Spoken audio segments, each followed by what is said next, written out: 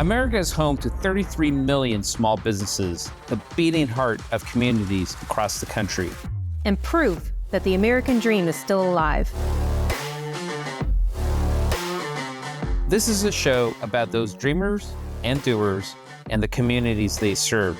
Their real life stories. Their struggles and successes. Their grit, determination, and passion. And the people who fight to keep their American dream alive. I'm Alfredo Ortiz. I'm Elaine Parker. And it's time for another episode of Main Street Matters, America's small business megaphone. Hi, everyone, and welcome to another episode of Main Street Matters, America's small business megaphone. I'm Elaine Parker, the president of the Job Creators Network Foundation. And today we're joined by Brandon Arnold. Brandon's the executive vice president of the National Taxpayers Union Foundation, and he joins us this time to talk about something that's very interesting to me. It's taxpayers moving to states with lower tax burdens, and they have issued a recent report on this.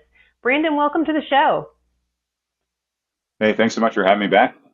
Yeah. So I love talking about this issue because for me, it's so logical to look at a state with a low tax. I live in Florida, so we have no tax, but a state with a low tax versus a state with a super high tax, and think, how on earth can people still, stay in taxes in states like that?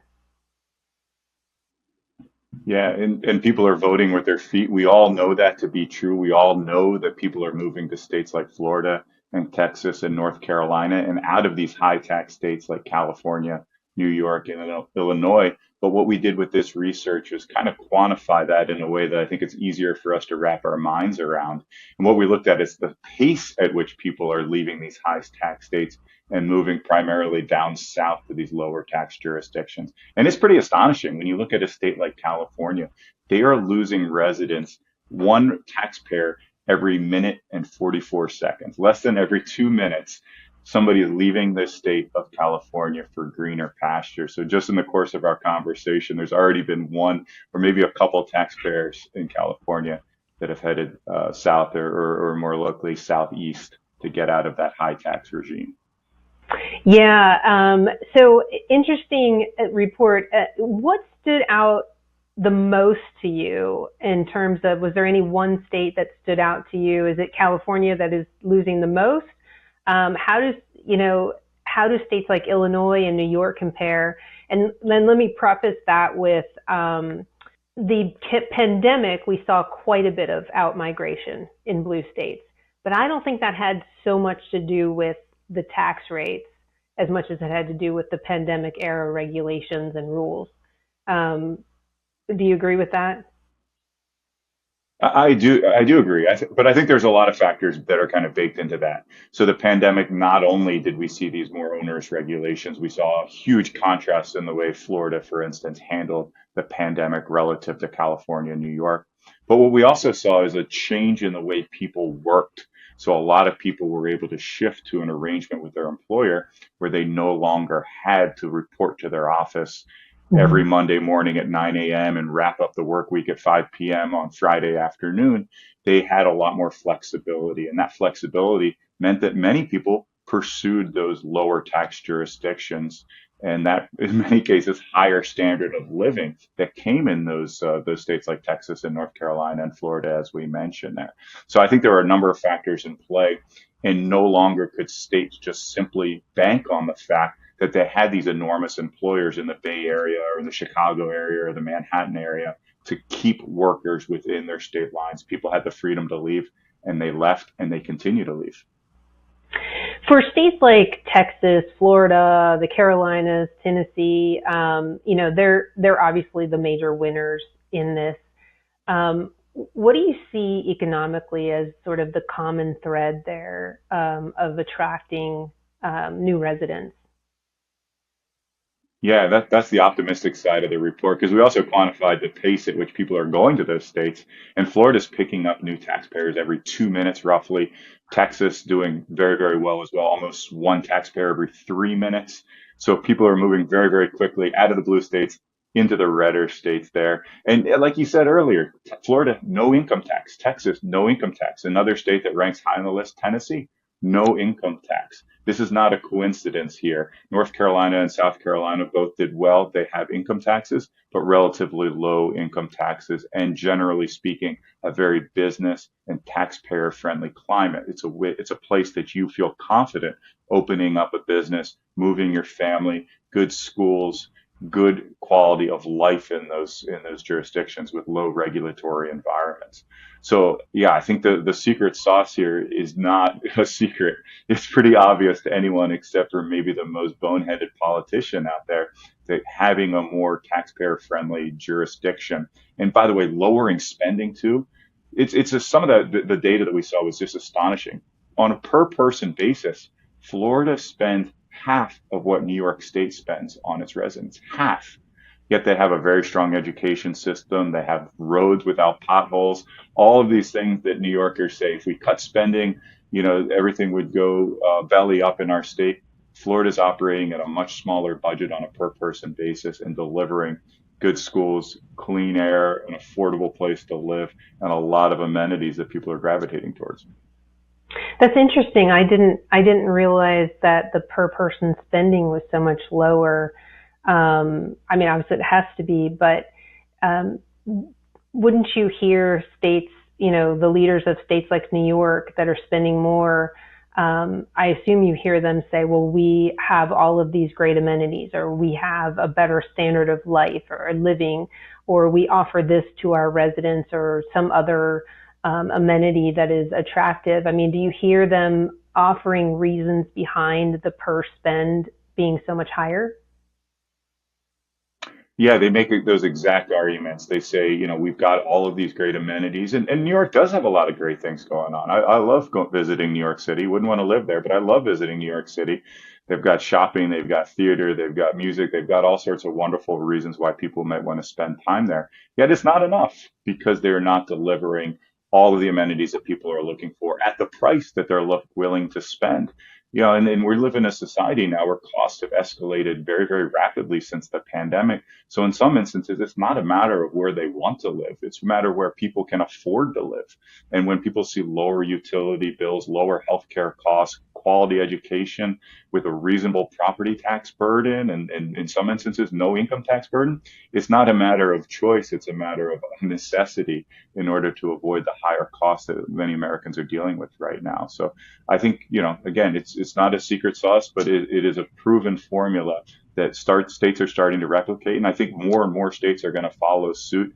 A lot of states in the Southeast, Arkansas, others are looking to eliminate their income tax. States like Florida are trying to eliminate their property tax. They know they are competing for residents. And by the way, when they bring those residents in, it expands their tax base and it gives them more money in some instances that they can use to fund parks and roads and schools and all the things that people want to see. And this is sort of a double-edged question versus a double-edged sword. How does the outmigration impact the housing markets in both the state they're leaving, the big losers, and the states that they're entering? How would you sort of broadly talk about how it impacts the housing market? It can be pretty disruptive, and I think a lot of Floridians have struggled with that. Residents that have lived in the state for decades, not just Floridians, of course, Texans, North Carolinians, others have seen their property values increase, and policymakers have had to scramble to sometimes provide homestead exemptions or property tax reductions because people have seen their property tax burden creep as their home has increased in value pretty substantially. The secret to that, I think, is smart regulatory policy. We need to build more homes.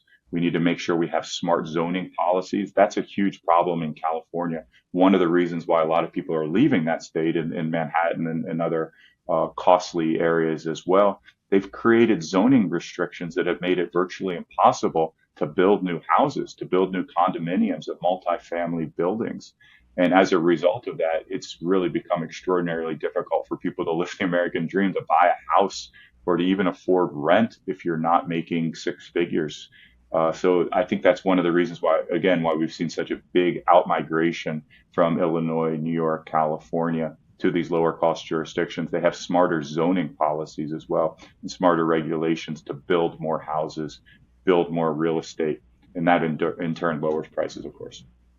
Yeah, you mentioned property taxes in Florida has been particularly challenging. I have a personal stake in this question, and that the governor is trying to eliminate the property taxes. I'm not sure how that will go. I know it's a ballot initiative, and there's a lot of discussion on what's going to be the best way forward and which initiatives should or shouldn't be on the ballot.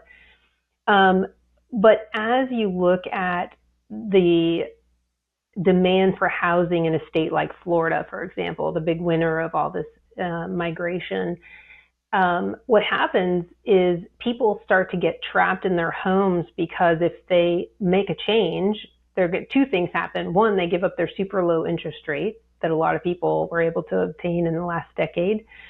And they also have this readjustment on the housing value of the new house they buy. So they've had this low valuation on their house for so many years that because of their exemption, it's kept low. And when they make that move and buy that more expensive house, which they are, there's this adjustment, this one-time adjustment, and suddenly the tax rates are so high. So there's a lot of challenges happening because of the demand for housing in a state like Florida because of that, and it makes it challenging. And then the other side of the coin is for the renters, is there's no property exemption for investment homes, we'll call them. You know, people have rental homes, which is a high demand for rental homes, and so those taxes continue going up. That's part of the driver of the housing cost and the housing crisis, and why rents are going through the roof as well, is it's coming from other areas like insurance and taxes that's driving the cost of housing for people. So this out and in migration has like the positives and the negatives almost in both states.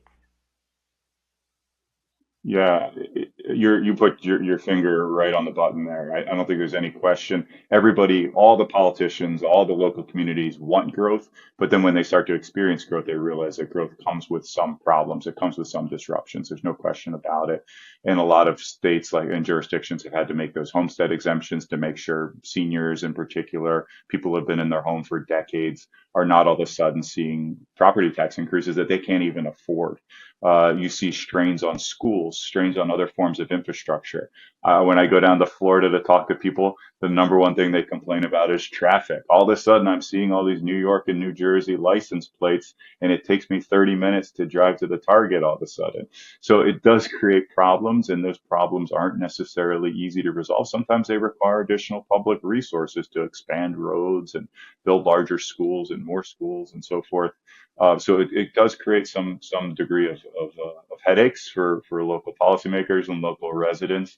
But let me tell you, it's much better to deal with those problems than it is to deal with what's happening in New York and California when you have people leaving the state, eroding the tax base, especially when the answer for so many of these jurisdictions is to raise taxes further. That creates a death spiral. And when people start leaving your cities and start leaving your state, it becomes extremely difficult to bring them back. And so many jurisdictions have gone through this death cycle of sorts, and it also ultimately will invite crime. It will invite all sorts of other problems there that are far worse than the traffic that people are facing right now in many parts of Florida and Texas and North Carolina.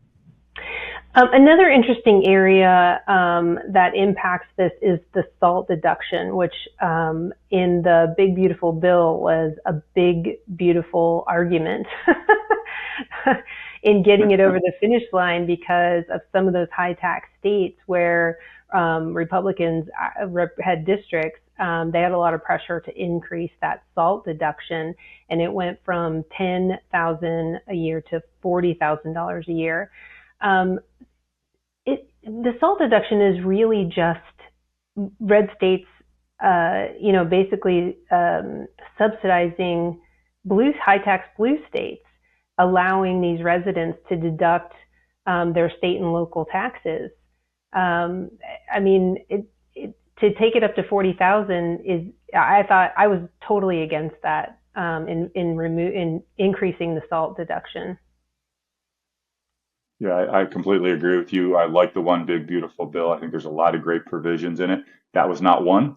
That provision is a big gift to Gavin Newsom. It's a big gift to Mayor-elect Mamdani in New York City. It's a big gift to everyone that is trying to raise taxes in those jurisdictions because it shields so many people from the true impact of those taxes. It allows them to pass off those state and local taxes onto the federal taxpayer and feel a little less pain as a result. So that preserves that incentive to stay in these high tax jurisdictions. At the margins, at least, you're still going to see an outflow from these places, especially if they implement things like wealth taxes. But you're still going to see people stay in these jurisdictions because of the SALT tax. I think the SALT deduction. I think the SALT deduction should be zero. I think we should eliminate it altogether. Use the revenues that we get from those types of tax changes to lower rates across the board and have more neutral tax policy that reduces everybody's burden, not just people that are making six figures in high tax jurisdictions, which is effectively what we're doing with the SALT deduction. Yeah, yeah, it's terrible. What about businesses? Are you seeing the same kind of out migration in high tax states into low tax states? Yeah, it's the same phenomenon is taking place there. Businesses are relocating. They are more sensitive, I would say, to regulatory constraints, and in some cases, they're more sensitive to the fact that they just simply have more mobility than individuals who may be constrained by other factors, kids in school and family and so forth. So yeah, businesses are going through the same process that individuals are, especially small businesses. But we've seen it with large businesses too. We've seen Elon Musk pack up his bags in California, move a lot of his operations into the state of Texas. Other large companies recognize that, hey, if we're going to pay our employers competitive wages, if we're going to compete to build innovative new products and technologies with countries like China that are subsidizing their industry, we don't want to be hamstrung by stupid policies and high taxes in states like California and New York. So they are moving businesses out of these unfriendly territories to these same states that we talk about in our report here. And that's one of the reasons why not only is their population growing, but their tax base is growing. They're able to tax these people at low rates, and you get a lot more money when you tax people at low rates than when people leave your state and you're unable to tax them at high rates. You mentioned the employees of these businesses that are moving with their companies to these low tax states. That's changing the whole labor makeup as well, in terms of we've got more people moving into these low tax states, and they're many times skilled or professional, employees. Um, those states are losing those skills. That brain really is migrating out of those states.